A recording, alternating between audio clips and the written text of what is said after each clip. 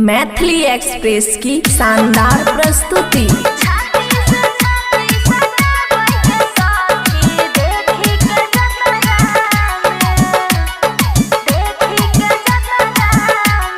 खुशी recording studio बलुआहा। की बतैबो हम बतिया गे, धक से धर कै छै छतिया गे, जब लै छै कर बटिया गे, सैया तोड़ दै छै नथिया गे, सैया तोड़ दै छै नथिया गे। की बतैबो हम बतिया गे, धक से धर कै छै छतिया गे, जब लै छै कर बटिया गे, सैया तोड़ दै छै नथिया गे। ले लेलकै माजा भरपूर सैया छियै हम खतरा में, ले लेलकै माजा भरपूर सैया छियै हम खतरा में। छाती से छाती सटाबै गे सखी देखी के जतरा,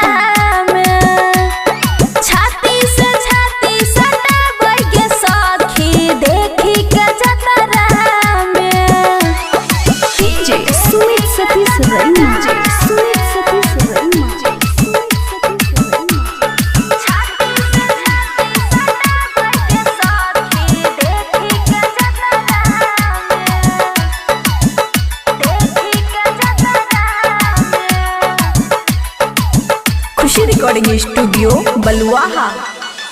ससुरा में शौख सिंगार पूरा भेल, सैया जी जीवरा जुड़ल कई गे सखी, सैया जी जीवरा जुड़ल से जिया के सुख सब मिलै छै हमरा, भर छै जब अकबरिया गे सखी, भर छै जब अकबरिया, भर छै जब अकबरिया।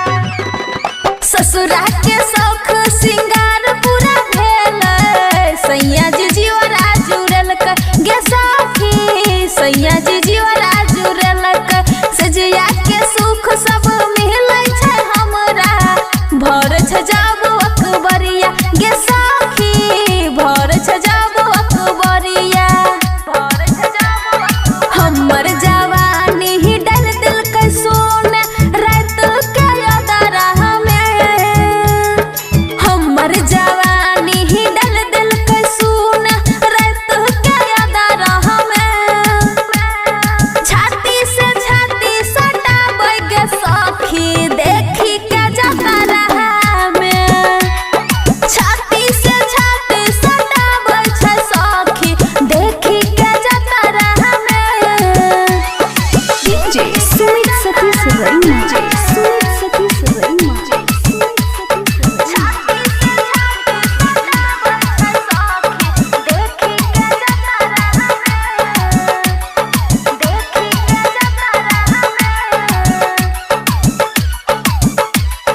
खुशी रिकॉर्डिंग स्टूडियो बलुआहा।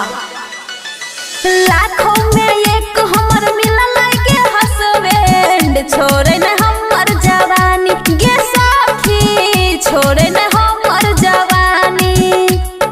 सुनै छै बतिया कान सटा के छतिया, करे अपन मन मानी गे सखी, करे अपन मन मानी, करे अपन मन मानी।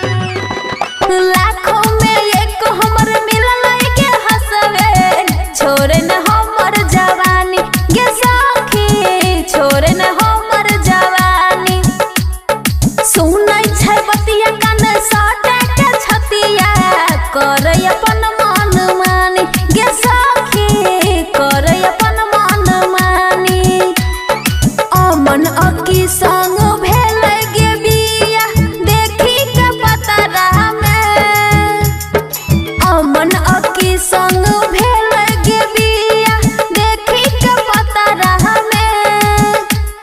छाती से छाती सटाबै गे सखी देखी के जतरा में, छाती से छाती सटाबै छै सैया देखी के जतरा में। खुशी रिकॉर्डिंग स्टूडियो बलुआहा।